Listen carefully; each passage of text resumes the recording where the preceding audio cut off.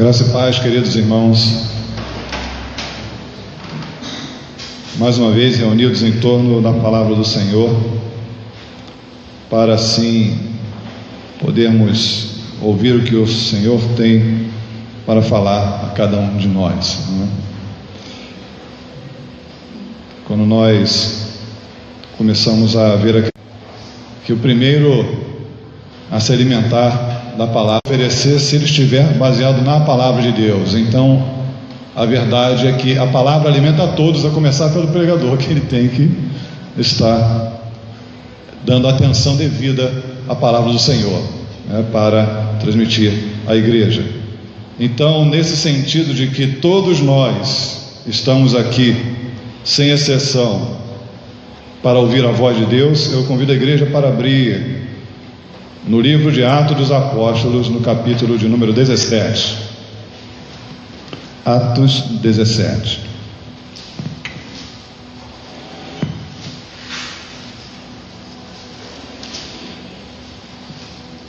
Nós, Amor, um filme que fala sobre histórias muito famosas, são histórias, eu vou usar o termo que vendem, né? Porque o cinema, por exemplo, são histórias que vendem.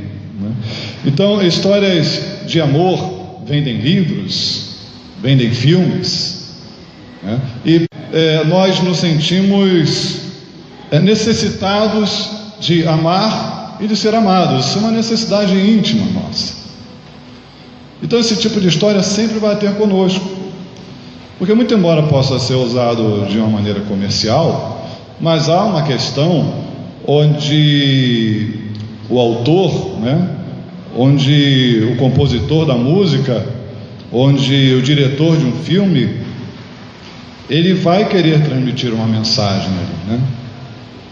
Muito embora dentro de uma visão capitalista e tudo seja movido e facilitado pela questão do dinheiro, mas existe uma mensagem, e uma mensagem baseada em necessidades reais. A palavra do Senhor, ela nos mostra algumas histórias de amor muito bonitas, e nós vemos, por exemplo, no Antigo Testamento, né, o marido que trabalha vários anos para ter direito, dentro daquele costume, né, a casar com aquela esposa que ele ama.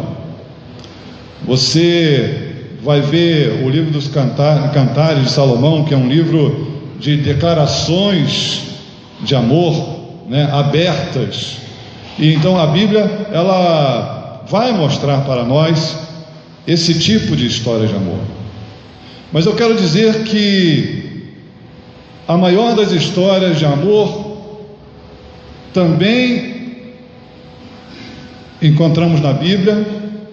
Ela, na verdade, não é o amor entre pessoas, não é o amor entre pais e filhos, mas a maior história de amor que nós vemos na face da terra e é contada nas páginas da Bíblia é a história do amor de Deus por cada um de nós. De tal maneira que a Bíblia vai comparar o amor de Deus com uma das expressões de amor mais fortes existentes na face da terra, que é o amor da mamãe. Por exemplo, algumas manchetes onde eu lembro de uma, por exemplo, que a criança estava passeando no parque, caiu num riacho que tinha jacaré, a mãe pulou lá dentro para pegar a criança, não queria saber de jacaré nenhum, foi lá e pegou a criança. Eu duvido que a mãe vai ficar com medo de jacaré nessa hora, mas não fica mesmo. A verdade é que, através das manchetes de jornais, nós vemos o instinto maternal, em alguns casos, se degenerando. Mas isso não é regra, né? Isso não é regra. A regra é que o amor maternal é um dos tipos de amor mais fortes que nós conhecemos, de abnegação, de entrega, de negação de si mesmo pelo outro, e é uma das formas de amor que a Bíblia usa para comparar o amor de Deus, onde fala que ainda que a mãe venha se esquecer, né, do seu filho, ele jamais se esquecerá de nós. Louvado seja o nome do Senhor. E nós tivemos uma cantata muito bonita no domingo passado, né? Deus o mundo amou. onde esse título é baseado no Evangelho de João, no capítulo 3, versículo 16, um dos versículos mais conhecidos da Bíblia, se não o mais conhecido, e considerado por muitos como o versículo central da Bíblia, onde declara que Deus amou o mundo de tal maneira que deu o seu único Filho, né, para que todo aquele que nele crê não pereça, mas tenha a vida eterna. Então esta é a maior história de amor da humanidade, porque atinge a todos nós, atinge a cada um de nós. E essa história de amor contada, ela faz parte do Evangelho do Senhor e Salvador Jesus Cristo, e todo aquele que pretende pregar o Evangelho do Senhor Jesus Cristo tem por obrigação contar essa história de amor. O homem que se diz pregador do Evangelho e não fala do amor de Deus ao entregar o seu Filho único para que todo aquele que nele crê, mas tenha vida eterna, não pereça, mas tenha vida eterna. Todo pregador que não entrega essa mensagem, ele não está cumprindo aquilo que ele deveria cumprir. Então, quando nós olhamos para a palavra de Deus, ela vai dar exemplo de pregadores que vão falar dessa história de amor, que vão falar dessa entrega, que vão falar dessa história onde um Deus amoroso busca entre nós, pecadores, aqueles que Ele ama, e provando esse amor, Ele não apenas nos dá a Sua palavra com Suas promessas, mas dá o Seu Filho, o qual se fez carne e habitou entre nós, assumiu a nossa forma humana, assumiu sobre Ele os nossos pecados, a fim de que nós pudéssemos readquirir, que nós pudéssemos ser chamados filhos de Deus aos que creem no Seu nome, Jesus Cristo Senhor. O Evangelho de João, ele é muito sucinto nisso. Apenas no capítulo você tem essa história de amor entregando a mensagem da história do amor de Deus por cada um de nós. Eles não tinham neste início uma mensagem de prosperidade financeira. Eles não tinham uma mensagem de multiplicação material, muito embora a palavra de Deus nos mostra o cuidado que Deus tem para conosco enquanto filhos, e nós experimentamos isso em nossas vidas particulares, mas esse não era o foco da mensagem dos pregadores. Então, quando nós olhamos para o livro de Atos dos Apóstolos, no capítulo 17, nós vemos algo muito interessante. O apóstolo Paulo, já na sua segunda viagem missionária, aquele que antes perseguia a igreja, aquele que antes era um judeu zeloso, que considerava o cristianismo uma heresia, uma praga que tinha que ser extirpada, que consentia com a morte daqueles que pregavam em nome de Jesus Cristo. Esse mesmo Paulo, antes perseguidor, agora é perseguido ao pregar a palavra de Deus, o Evangelho do Senhor e Salvador Jesus Cristo, a grande história de amor de Deus pela humanidade. E assim, após a sua conversão, onde o Senhor falou diretamente com ele, ele entendeu que agora ele estaria a serviço do Senhor, e de perseguidor de pregadores, ele passou a ser um pregador perseguido.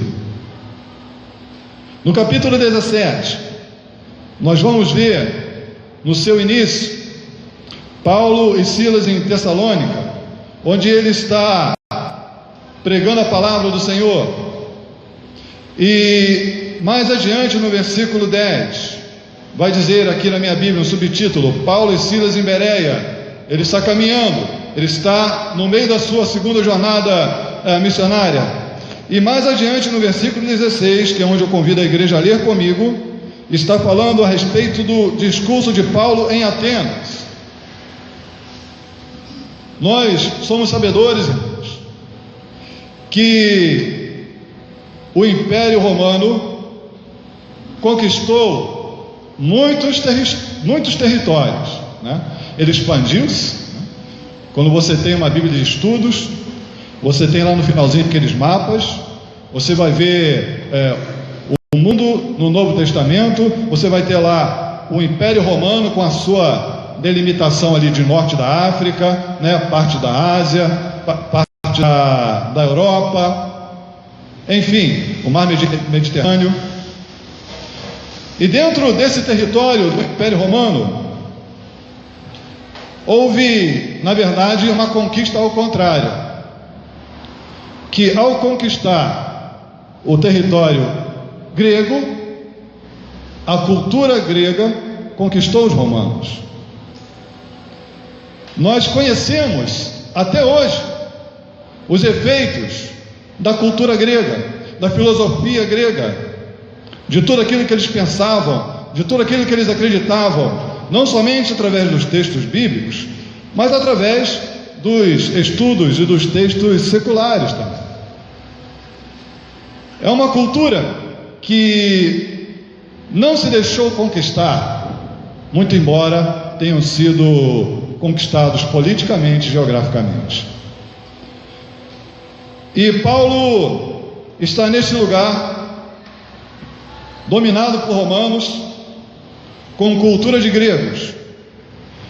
E a partir do versículo 16, vai dizer assim a palavra do Senhor: enquanto Paulo esperava em Atenas, o seu espírito se revoltava em face da idolatria dominante na cidade. Por isso, dissertava na sinagoga entre os judeus e os gentios piedosos, também na praça, todos os dias, entre os que se encontravam ali. E alguns dos filósofos epicureus e estoicos contendiam com ele, havendo quem perguntasse: que quer dizer esse tagarela? E outros: parece pregador de estranhos deuses, pois pregava a Jesus e a ressurreição.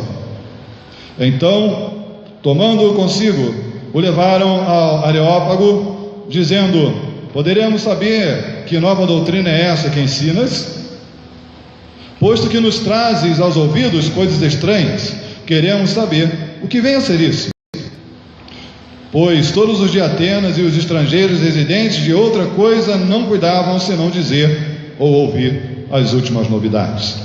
Então Paulo, levantando-se no meio do Areópago, disse: senhores atenienses, em tudo vos vejo acentuadamente religiosos, porque passando e observando os objetos de vosso culto, encontrei também um altar no qual está inscrito: ao Deus desconhecido. Pois esse que adorais sem conhecer é precisamente aquele que eu vos anuncio. O Deus que fez o mundo e tudo que nele existe, sendo ele Senhor do céu e da terra, não habita em santuários feitos por mãos humanas, nem é servido por mãos humanas, como se de alguma coisa precisasse, pois ele mesmo é quem a todos dá vida, respiração e tudo mais. De um só fez toda a raça humana para habitar sobre toda a face da terra, havendo fixado os tempos previamente estabelecidos e os limites da sua habitação, para buscarem a Deus, se porventura tateando o possam achar, bem que não está longe de cada um de nós, pois nele vivemos e nos movemos e existimos, como alguns dos vossos poetas têm dito, porque dele também somos geração. Sendo, pois, geração de Deus, não devemos pensar que a divindade é semelhante ao ouro, à prata ou à pedra, trabalhados pela arte e imaginação do homem. Ora, não levou Deus em conta os tempos da ignorância. Agora, porém, notifica aos homens que todos, em toda parte, se arrependam, porquanto estabeleceu um dia em que há de julgar o mundo com justiça, por meio de um varão que destinou e acreditou diante de todos, ressuscitando dentre os mortos. Quando ouviram falar de ressurreição de mortos, uns escarneceram e outros disseram: a respeito disso te ouviremos noutra ocasião. A essa altura, Paulo se retirou do meio deles. Houve, porém, alguns homens que se agregaram a ele e creram. Entre eles estava Dionísio, o Areopagita, uma mulher chamada Dâmaris, e com eles outros mais. Deus nos abençoe, irmãos, para a leitura da sua palavra santa, onde nesta noite ele está mostrando para nós um pregador que está falando para as pessoas da história do amor de Deus por nós. Se nós olharmos no início do capítulo 17, vamos ver que essa pregação se repete. No início do capítulo 17, diz assim: tendo passado por Anfípolis e Apolônia, chegaram a Tessalônica, onde havia uma sinagoga de judeus. Paulo, segundo o seu costume, foi procurá-los e por 3 sábados arrazoou com eles acerca das Escrituras, expondo e demonstrando ter sido necessário que o Cristo padecesse e ressurgisse dentre os mortos. E este, dizia ele, é o Cristo, Jesus, que eu vos anuncio. Paulo não tinha uma pregação desviada do foco.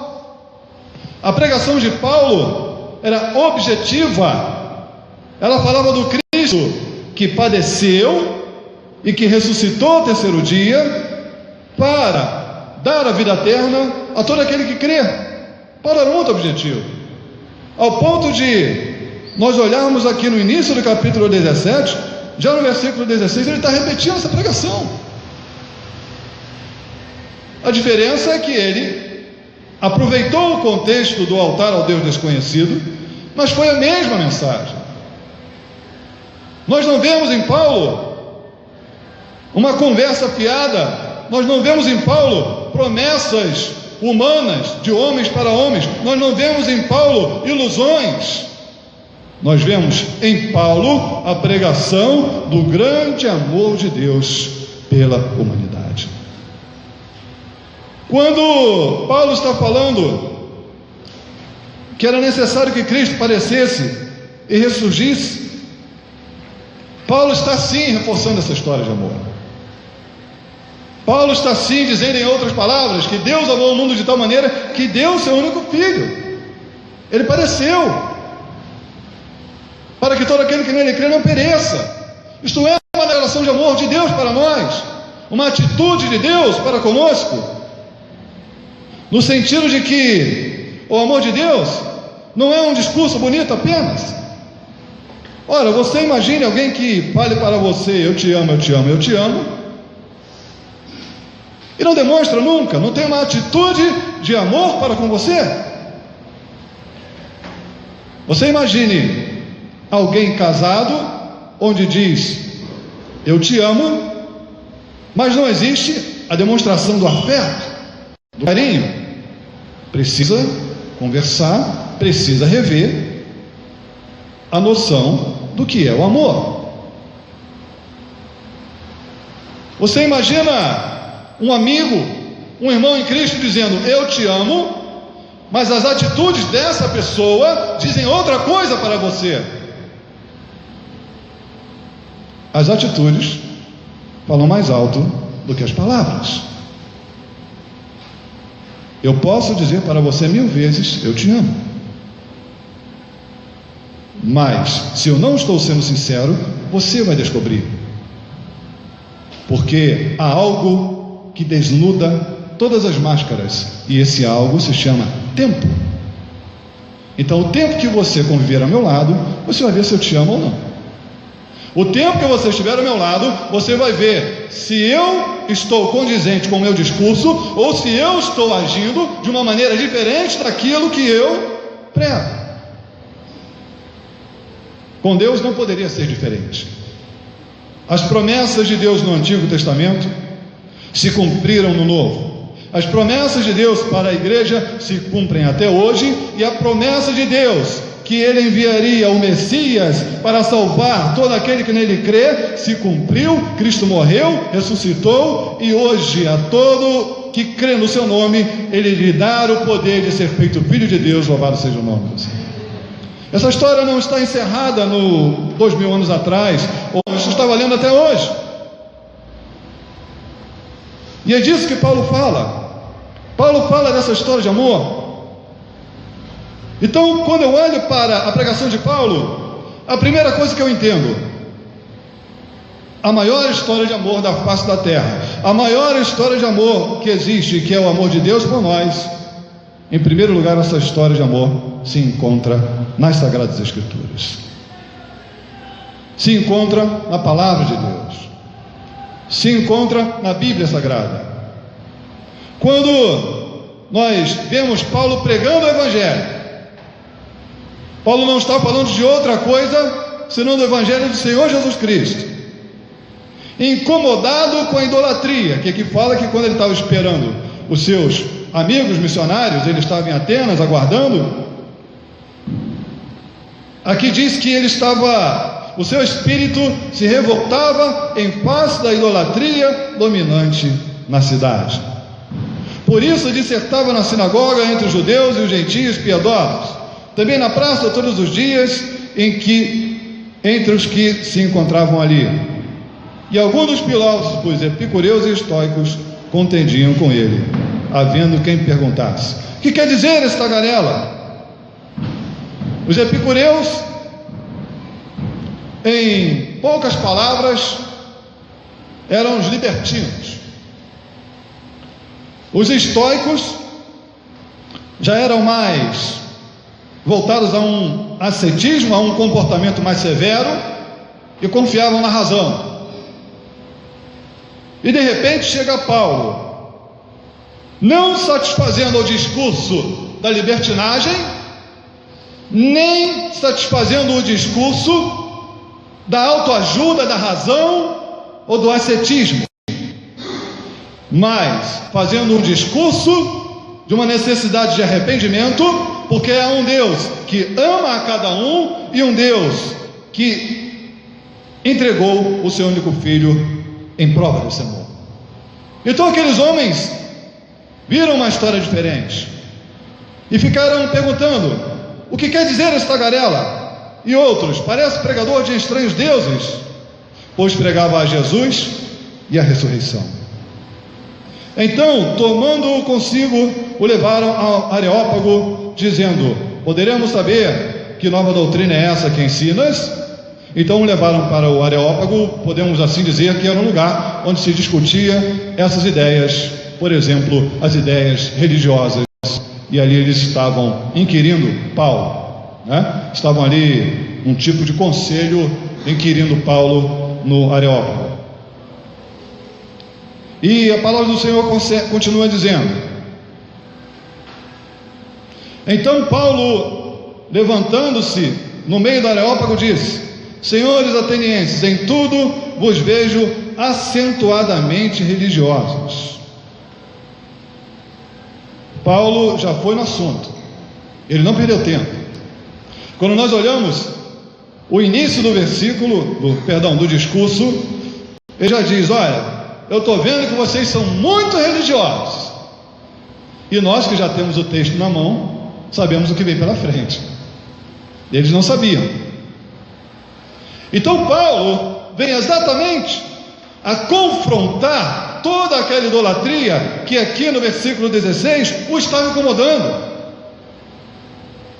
Paulo, conhecendo a mensagem do Evangelho, conhecendo a maior história de amor, conhecendo a entrega de Cristo, olhando para toda aquela idolatria inútil, ele se comoveu e ele foi enfrentar essa noção de religião que eles tinham. O que mostra para nós que o amor sincero, ele vai confrontar os valores equivocados que nós temos.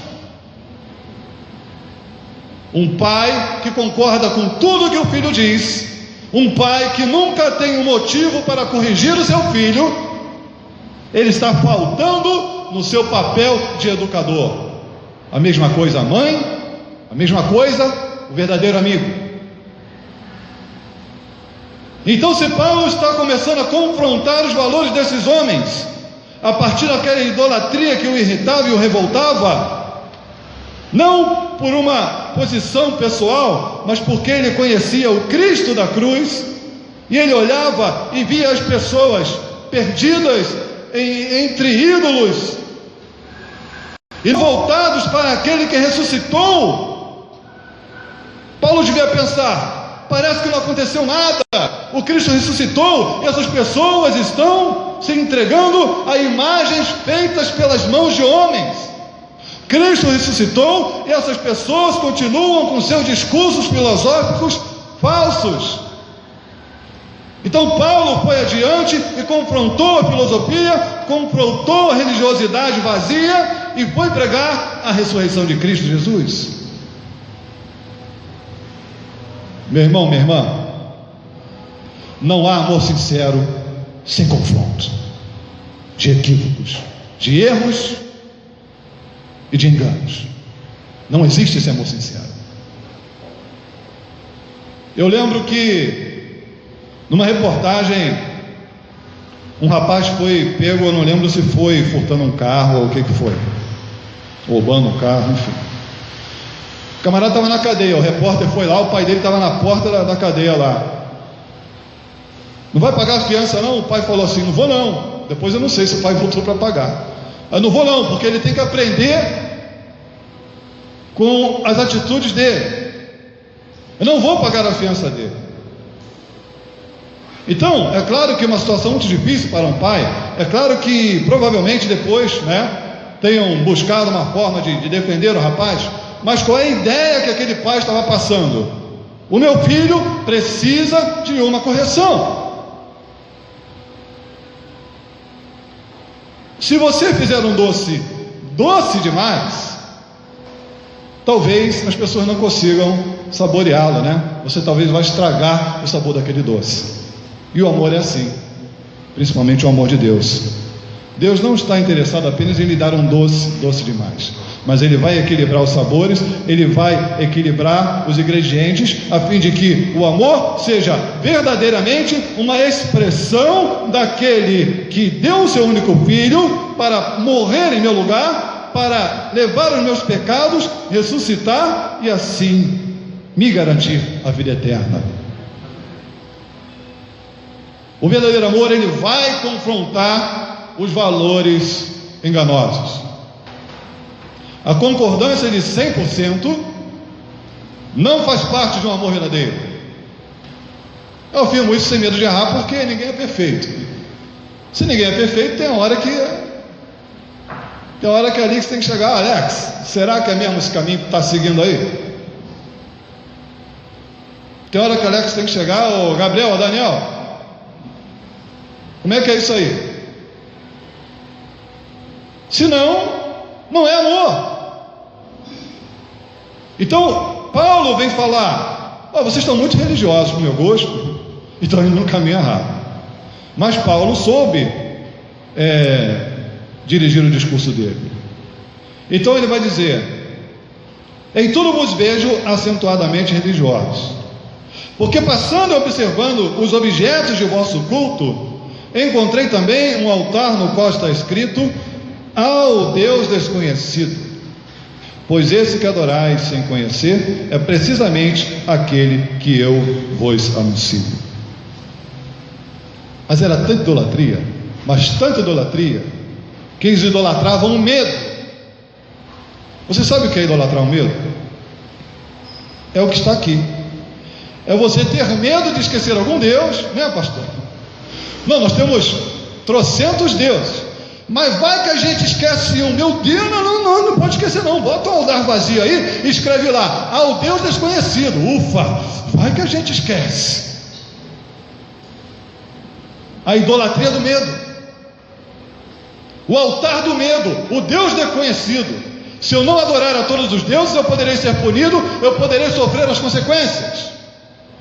Vejam que essa idolatria toda era movida pelo medo. Quando Deus condena a idolatria, é porque Ele amou o mundo, e Ele não quer que o mundo tenha medo dele. Temer o Senhor não significa ter medo de Deus. Muitas paranoias no campo da religião vêm pelo medo que é implantado. Há pessoas que usam o nome de Deus para ameaçar os outros. Há pessoas que usam o nome de Deus para dizer: Deus vai fazer isso ou aquilo com você. Isto é o altar do medo. Ao ponto de, quando alguém pega um resfriado, fica até com medo de falar. Não vai falar que foi a mão de Deus que pesou em mim, vou ficar quieto aqui, não vou nem dizer que eu estou doente. E não estou exagerando, é assim mesmo. Com que ousadia essas pessoas fazem isso? Se dizem servir a Deus, que elas se entendam com aquele a quem dizem servir. Mas o altar do medo, ele é implantado no meio da idolatria. Nós não podemos esquecer de Deus nenhum, então vamos fazer um altar ao Deus desconhecido. E Paulo, muito sabiamente, ele falou: olha, eu vou falar sobre esse Deus que vocês não conhecem. E Paulo não estava mentindo. Se você estivesse no lugar de Paulo, que era um judeu zeloso, perseguidor de cristão, teve o encontro com Cristo que ele teve, passou a ser perseguido pela pregação do Evangelho, conhecendo de Cristo o que ele conhecia, e olhando toda aquela idolatria, o que restava a Paulo dizer? Esse povo não conhece Deus, Salvador da humanidade. Porque se conhecesse, não estaria fazendo isso. Então nós podemos até dizer que Paulo usou uma oportunidade, mas ao mesmo tempo estava falando uma verdade, não estava forjando uma mentira. Quem vai pregar a verdade não precisa forjar mentira para pontos de contato. Quem vai pregar a verdade tem que usar tão somente a verdade com inteligência. Então Paulo falou: essa gente está idolatrando ídolos mortos, eles não conhecem o Deus verdadeiro. Então ele veio falar: olha, o Deus desconhecido, eu vim pregar a respeito do Deus que vocês dizem desconhecer.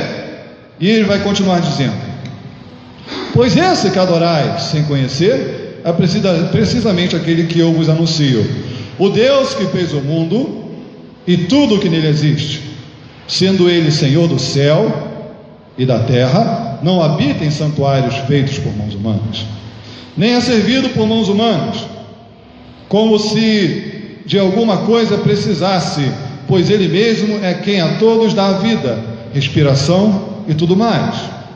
De um só fez toda a raça humana para habitar sobre toda a face da terra, havendo fixado os tempos previamente estabelecidos e os limites da sua habitação, para buscarem a Deus, e porventura, tateando, o possam achar, bem que não está longe de cada um de nós, pois nele vivemos e nos movemos e existimos, como alguns dos vossos poetas têm dito, porque dele também somos geração.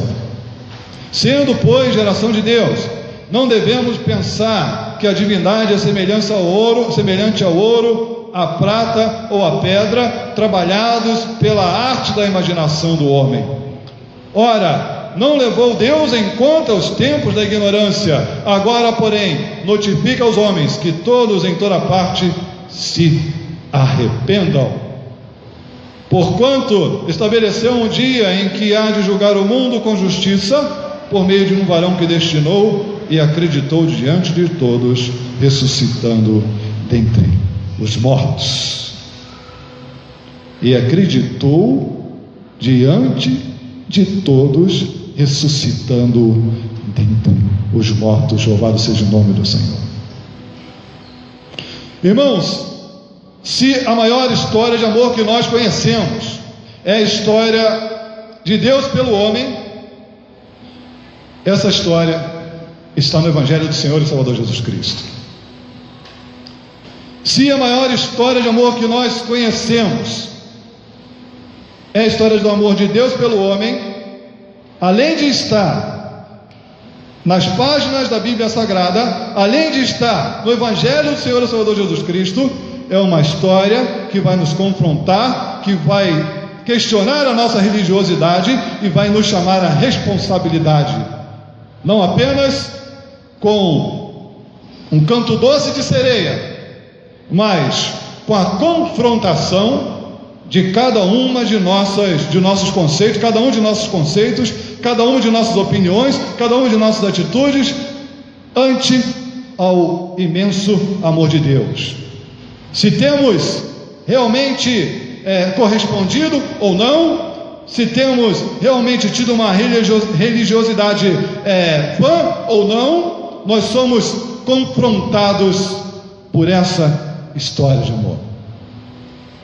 E se além dessa história está na Bíblia Sagrada, se além dessa história nos confrontar e nos chamar ao arrependimento, todo esse discurso não pode ser em vão. Ficou muito frustrado porque o mundo não amou a Deus. Mas a Bíblia Sagrada vai mostrar uma história de amor, onde Deus amou o mundo, deu o seu único filho e exige em resposta a esse ato de amor, ressuscitando-o dentre os mortos, que cada um de nós dê uma resposta positiva ao seu amor e à sua demonstração de amor. Louvado seja Deus. Essa grande história de amor, qual é a nossa reação à pregação do Evangelho do Senhor Jesus Cristo?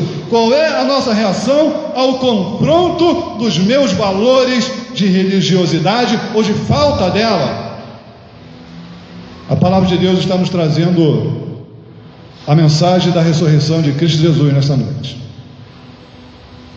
A palavra do Senhor está nos mostrando que Deus não apenas amou de boca, mas Ele provou em atitudes, entregando o seu Filho e ressuscitando-o dentre os mortos. E a palavra de Deus está mostrando para nós que diante da pregação do Evangelho sempre há uma reação. Se é a reação de zombar e rejeitar, ou se é a reação de aceitar e seguir a Cristo, uma dessas reações irá acontecer. E eu quero dizer para você que quando pregamos, nós pregamos como se tudo dependesse da minha e da tua decisão. Mas quando oramos, nós oramos entendendo que tudo depende da soberania, do amor e da onipotência de Deus em nossas vidas.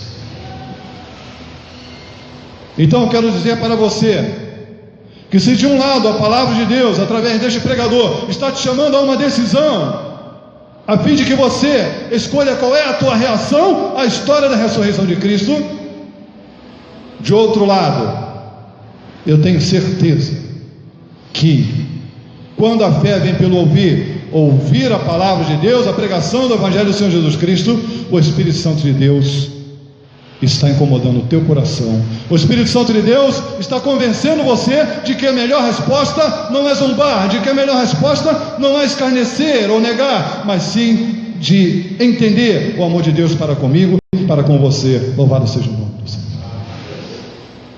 Não é à toa que você está ou aqui nesta igreja, ou através das mídias, da internet, ouvindo essa mensagem.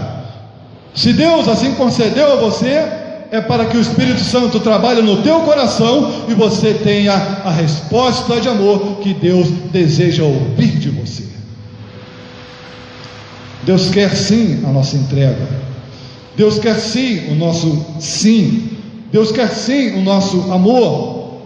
Não é à toa que a igreja, comparada com a noiva de Cristo, a instituição do casamento, ela é usada para comparar a relação entre Cristo e a igreja. A instituição do casamento é uma instituição onde deve haver o amor. E o amor de Deus por nós, através de Cristo, ele é demonstrado na cruz, ele é demonstrado na ressurreição. E entendemos que a Páscoa foi comemorada no domingo passado, mas cada um de nós tem a responsabilidade de não deixar essa mensagem de amor esfriar em nossos corações, de não deixar essa mensagem de amor perecer em detrimento de darmos espaço para outras convicções, outras histórias em detrimento dessa história. Mas assim devemos estar atentos ao que Deus fala na sua palavra. Nós hoje cantamos, que nós amamos o Senhor. Aquela terceira canção, né, maestro? Eu lembrei do versículo, né? Eu sou do meu amado e uma amada meu. Nós não falamos essa palavra, mas em outras palavras, nós cantamos aqui a terceira música, onde nós declaramos o nosso amor ao Senhor, reconhecendo que também Ele ama a cada um de nós. E, irmãos, volto a dizer o que eu falei no início: amar e ser amado são necessidades fundamentais de cada um de nós. Muitas vezes nós não conseguimos encontrar amor no meio de amigos, porque na verdade não encontramos amigos em algumas situações. Muitas vezes, no meio de uma crise familiar, também encontramos falta de amor. Muitas vezes, em meio a uma crise do casamento, poderemos experimentar algum nível de falta de amor. Muitas vezes, entre irmãos que usam o nome de Cristo, podemos experimentar falta de amor. Mas eu quero dizer para você que a tua necessidade de amar e ser amado jamais deixará de ser satisfeita se você amar a Cristo, porque Ele te ama incondicionalmente. Louvado seja o nome do Senhor. Se Deus me amasse apenas pelo que eu tenho de bom a oferecer, meus irmãos, eu não mereceria o amor de Deus.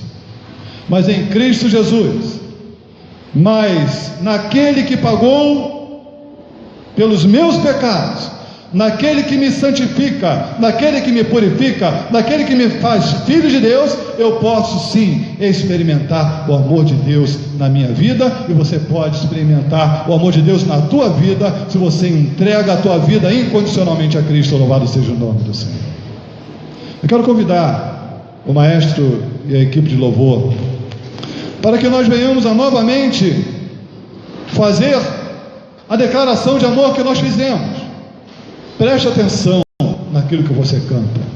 Preste atenção quando a equipe de louvor leva a igreja a adorar ao Senhor, porque nesta música você fará uma declaração de Deus, de amor a Deus, uma declaração de amor ao Senhor. Louvado seja o nome do Senhor.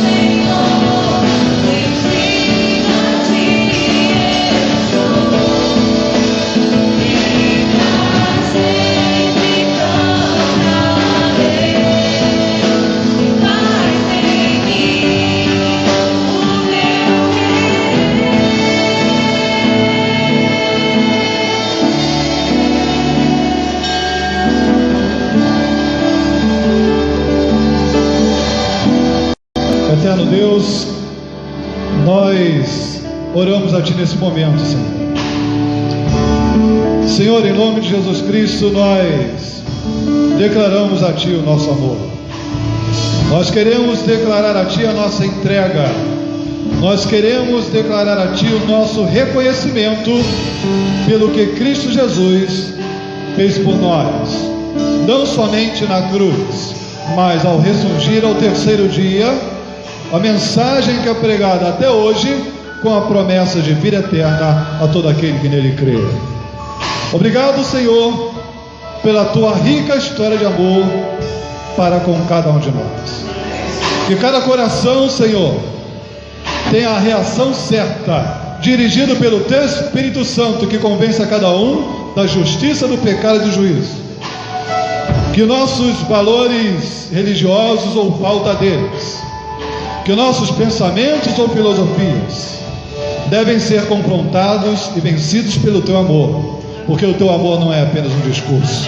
O Teu amor é uma realidade viva que venceu a morte e promete essa mesma vitória a todo aquele que crê no Teu nome santo. Em nome de Jesus Cristo, Senhor, todo aquele que confessa o Teu nome, Senhor, que o Senhor venha reavivar o valor dessa história de amor, Senhor, em nossos corações. Que o Senhor venha a nos fazer lembrar de que o Senhor nos ama. Podemos olhar à nossa volta, podemos, numa situação talvez extrema, não conseguir receber amor ao nosso redor, mas olhando para o alto, nós sentimos o Teu amor, nós sentimos a Tua salvação, nós sentimos a habitação do Teu Espírito Santo e lembramos que somos chamados filhos, herdeiros de Deus e co-herdeiros com Cristo. E aquele ou aquela, Senhor, que recebeu a Tua palavra nesta noite em seu coração e que ainda não fez, Senhor, essa atitude de ter a Cristo, de ter confessado a Cristo como o Senhor e Salvador, entra na vida desta pessoa, Senhor. Que não seja pela insistência de homens, por discursos falaciosos, mas que seja pela atuação do Teu Espírito Santo e da Tua palavra santa, a fim de que a pessoa reconheça, Pai, o Teu amor por ela. O Senhor não esperou nada em troca, o Senhor já mostrou o Teu amor, o Senhor já deu o Teu único filho, o Senhor já ressuscitou dentre os mortos. Que esta pessoa compreenda nesta hora, que esta pessoa entregue a sua vida ao Senhor, que essa pessoa entregue a sua vida, Senhor, aos Teus valores, ao Teu amor, à Tua palavra. Que essa pessoa possa buscar na Tua palavra, possa buscar nos irmãos que têm a mesma fé e a mesma confissão, Senhor, o andar contigo, o usufruir do Teu amor, o viver a nova vida em Cristo. Faz assim, Senhor, na vida de todo aquele que está ouvindo esta mensagem. Em nome de Jesus Cristo oramos, confiamos e agradecemos. Amém.